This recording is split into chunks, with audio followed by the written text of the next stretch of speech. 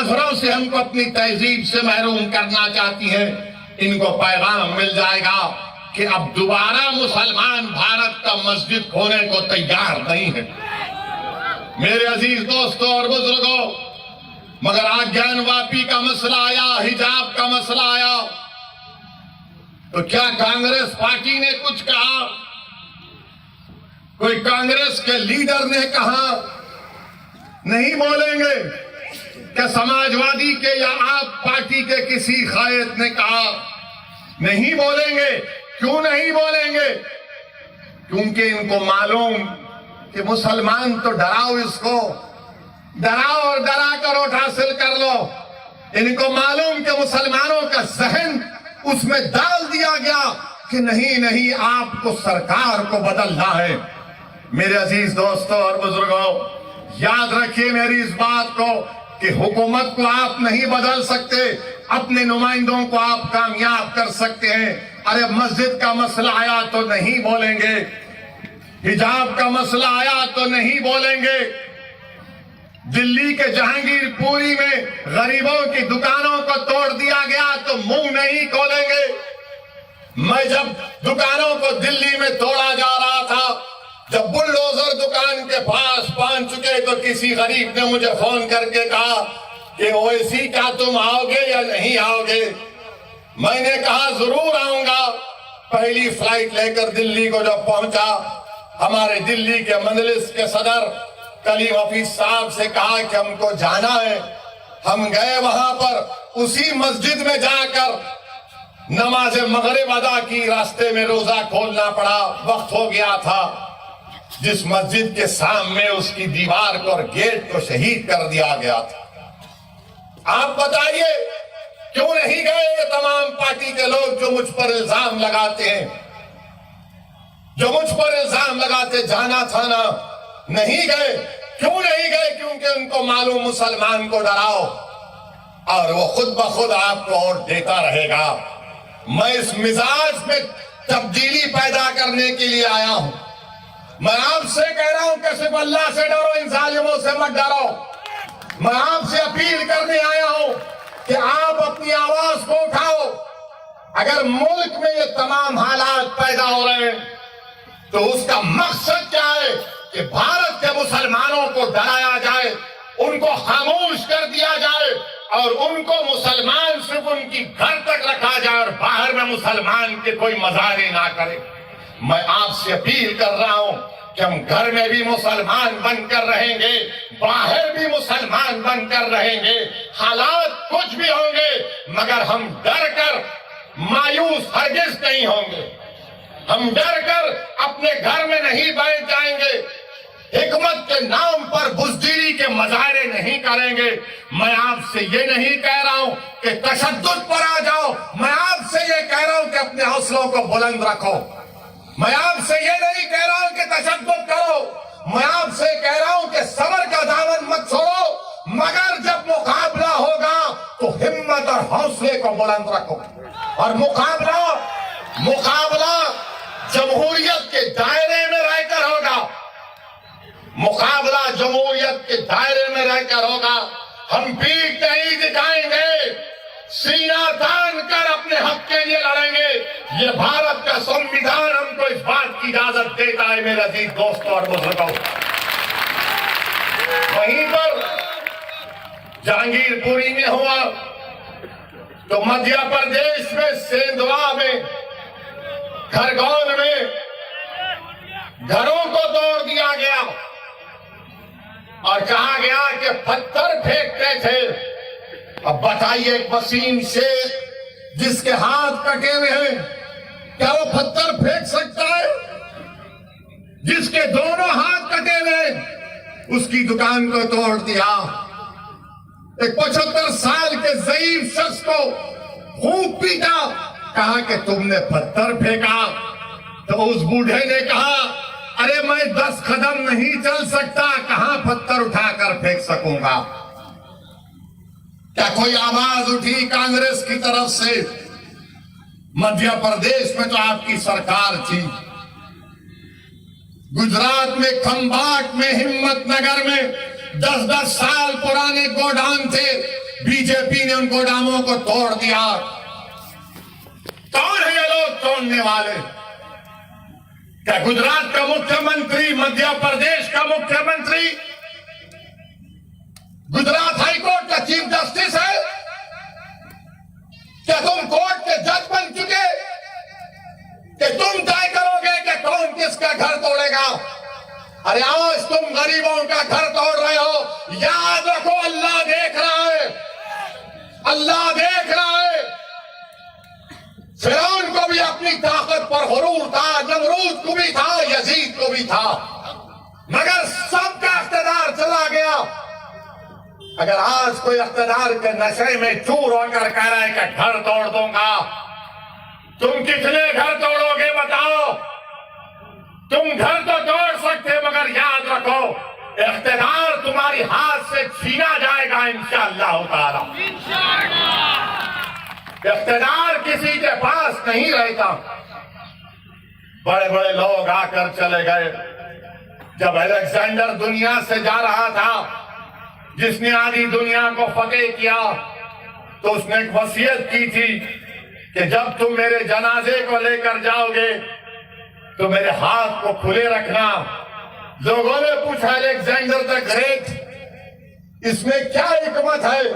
तो उसने कहा कि जिसने आधी दुनिया को फतेह किया, मैं पैगाम ये देना चाहता हूं कि मैं जब दुनिया छोड़ के जा रहा हूं तो मेरे हाथ खाली है, मेरे हाथ में कुछ भी नहीं।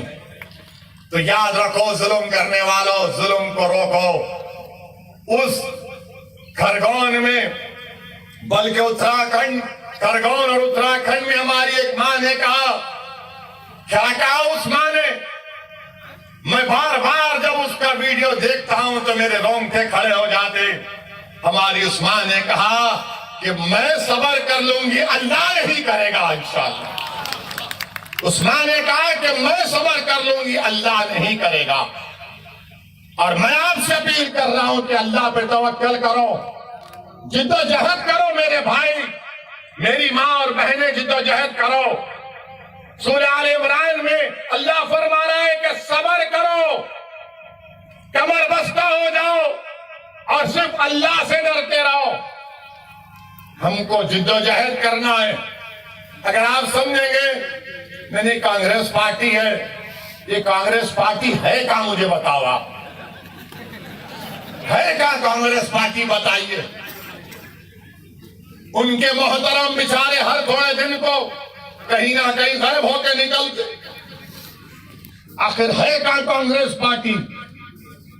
लोग हम पर इल्जाम लगाते हैं कि ओवैसी के आने से गुजरात में ऐसा हो जाएगा, ओवैसी मजलिस के आने से वो बीजेपी को फायदा हो जाएगा।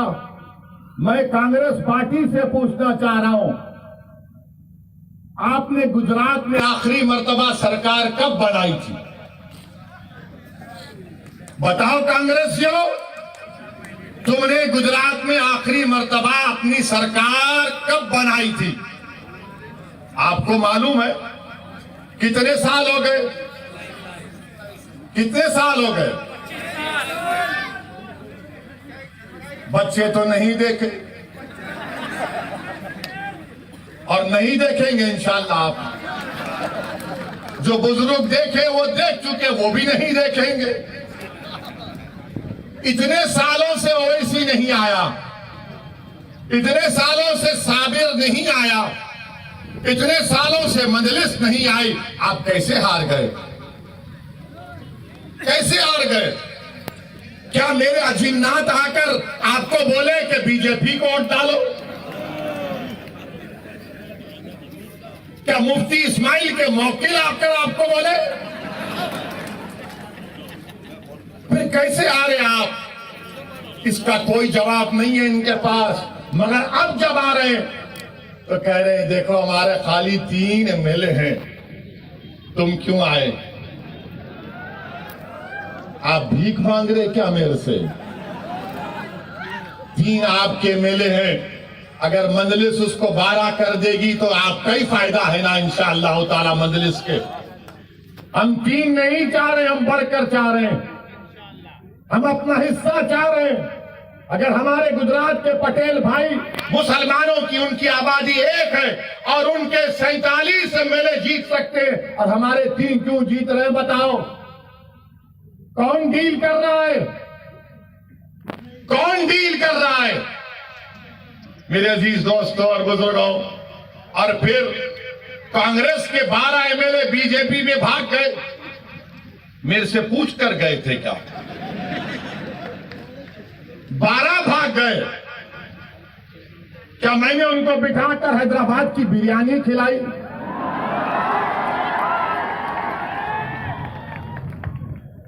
वो तो मेरी बिरयानी नहीं खाए, वो तो नरेंद्र मोदी का ढोकला खाकर चले गए बीजेपी में।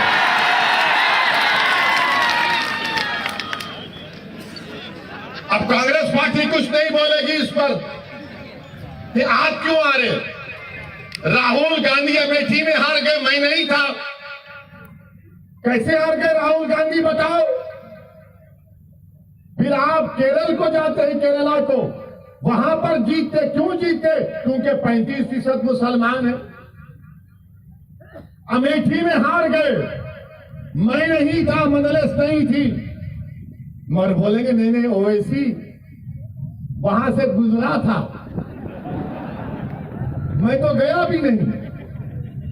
आपके 12-13 एमएलए गुजरात से चले गए। क्या ये बात सच नहीं है कि वडगाम के कांग्रेस के जो साबिका एक एमएलए थे मनी भाई चले गए, टाटा कर गए?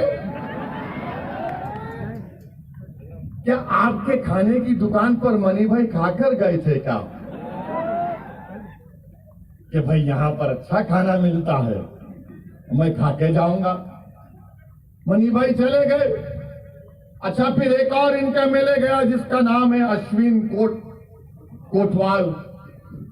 उसने पेपर में बयान दिया, मैं पढ़ा, जिसमें अश्विन कोतवाल ने कहा कि मैं कांग्रेस से जीतता जरूर था, मगर मैं अश्विन बोल रहा है कि मेरे दिल में नरेंद्र मोदी की मोहब्बत थी। क्या मोहब्बत है कांग्रेसियों की?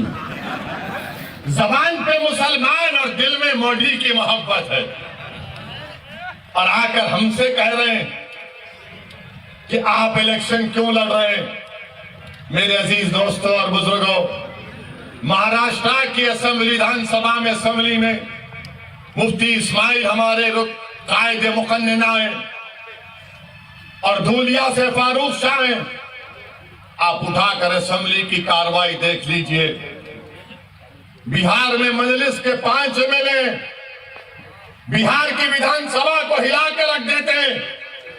सीमांचल के इंसाफ की बात होती है।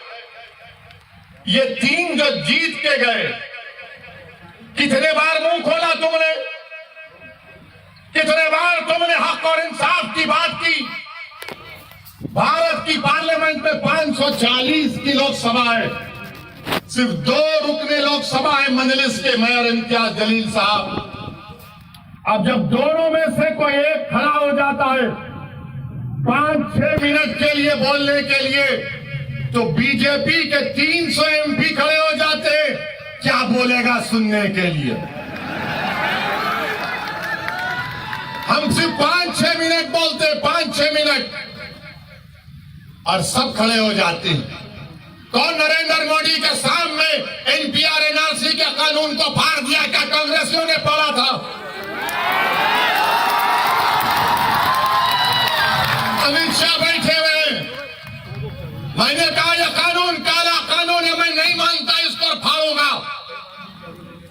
आपने भी यहां पर वडगाम में एनपीआर एनआरसी के खिलाफ एहतजाज किया, मैं आपको सलाम करता हूं। अल्लाह आपकी उस कुर्बानी को कबूल करे।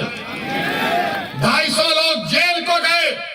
दिल पर हाथ रखकर बोलो, क्या कांग्रेस ने कहा कि तुमको छोड़ना चाहिए जेल से? दिल पर हाथ रखकर कहो कि जब 250 लोग एनपीआर एनआरसी में वडगाम के उसमें जेल में गए तो क्या कांग्रेसी बोले? कब बोली कांग्रेस? जब पट्टीदारों के लोग जेल में थे तो कांग्रेस ने कहा छोड़ो और केस को वापिस लो। मगर जब वडगाम का मुसलमान जेल में था तो तुमको पट्टीदार की जबान और मोहब्बत और हमारे से मोहब्बत नहीं। ये फर्क है, याद रखो आप। यकीनन बीजेपी को हराना है। कौन कह रहा नहीं हराना है? हम ही तो लड़ रहे हैं बीजेपी के खिलाफ। पार्लियामेंट में हर चीज में मजलिस मुखालिफत करती है। ट्रिपल तलाक का कानून आया तो मजलिस ने मुखालिफत की। एनपीआर एनआरसी का कानून आया, मजलिस ने कानून की कॉपी को फाड़ा। यूएपीए का कानून आया, हमने मुखालिफत की, कांग्रेस ने तायीद की। क्या कांग्रेस ने अमित शाह के लाए हुए तरमीमी बिल की तायीद नहीं की? तायीद की। और आज आप हम पर उंगलियां उठाते हैं। मेरे अजीज दोस्तों और बुजुर्गों, मेरी जिंदगी का एक ही मकसद है कि मेरी जमात का पैगाम यही है कि आपके सियासी नुमाइंदे कामयाब होकर जिला परिषद हो, असेंबली हो, पार्लियामेंट हो, जाना चाहिए। आपकी आवाज सुननी चाहिए। अगर आप नहीं आवाज उठाएंगे और सिर्फ कहेंगे कि हम सिर्फ आंसू बहा देंगे, डर कर, याद रखिए आप जमहूरियत में हैं, लोकतंत्र में हैं। आपको अपना हक मिलना चाहिए। और हक कैसे मिलेगा? जब आप अपने वोट से अपनी पार्टी के नुमाइंदों को कामयाब करेंगे। मेरे अजीज दोस्तों और बुजुर्गों, यही मजलिस इत्तेहादुल मुस्लिमीन का पैगाम है। अब मुझे किसी ने पूछा कि ये ज्ञानवापी के नीचे क्या देखना चाह रहे, ताजमहल के नीचे क्या देखना चाह रहे, कुतुब मीनार के नीचे क्या देखना चाह रहे? तो सोशल मीडिया पर मैंने ये पढ़ा, मेरे को नहीं मालूम, वल्लाहु आलम। किसी ने कहा सोशल मीडिया पर लिखा कि वो ताजमहल देखने गया था, आगरा के ताजमहल के जो क्यूरेटर जिम्मेदार थे उनके साथ, उनका रिश्तेदार था। तो उस लड़के ने कहा, लिखता है कि मैं ताजमहल के नीचे जाना चाह रहा था, तहखाने में। तो उसको डायरेक्टर ने कहा कि देखो सेल फोन की इजाजत नहीं है, सेल फोन रख दिए। फिर जब नीचे गए तो फिर चेक किया गया कि क्या सेल फोन है, नहीं था। फिर जब दरवाजा खोलने की बात आई तो कहा दरवाजा नहीं खोलेंगे, उस पे गवर्नमेंट ऑफ इंडिया का मोहर है। उनसे कहा गया कान लगाकर सुन लो। तो उस लड़के ने ताजमहल के तहखाने में जो कमरा है उसमें कान लगाकर सुना, और वो खुद सोशल मीडिया पे लिख रहा है कि उसने बड़ी खूबसूरत इंसान की आवाजें सुनी। उसने बड़ी खूबसूरत इंसान की आवाजें सुनी। और वो क्या कह रहे थे ताजमहल से कि चौकीदार को बोलो नौकरियां नहीं है नौजवानों के पास, चौकीदार को बोलो कि पेट्रोल को कीमतों को कम करें। आवाज, सुरीली आवाज आ रही थी कि चौकीदार से बोलो कि महंगाई बहुत बढ़ गई, कम करो। और फिर बाद में आवाज आई कि चौकीदार चोर भी है। ये मैं नहीं, वो तो लिखा है। मुझ पर केस नहीं बुक कर सकते आप, सोशल मीडिया में आया है। ताजमहल के तहखाने में क्या है? अमा यार, हमारे घर में चिराग नहीं जल रहा है गरीबों के, तुमको ताजमहल के तहखाने की फिक्र है, कुतुब मीनार की फिक्र है, तुमको हर चीज की फिक्र है, मगर भारत के गरीबों की फिक्र नहीं।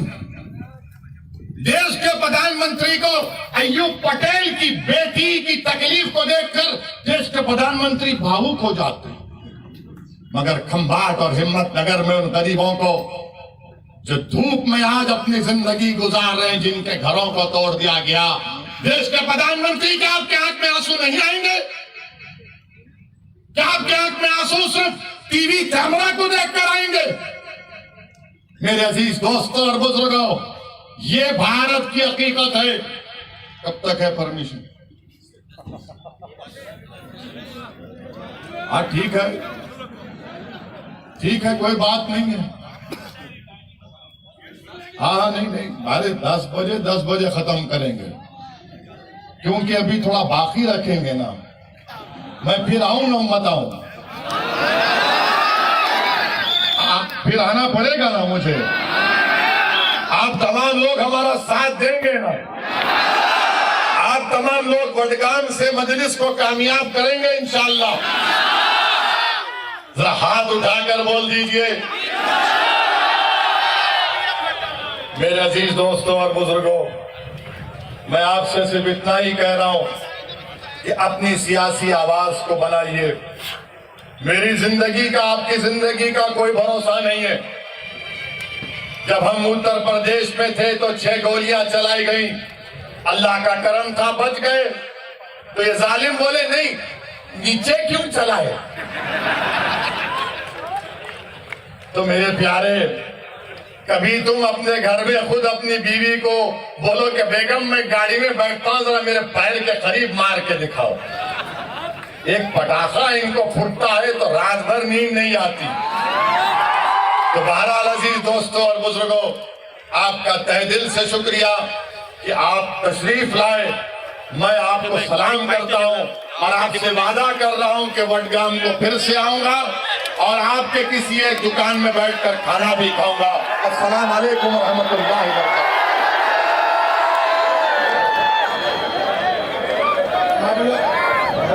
आप लोग अपनी जगह बैठ जाए।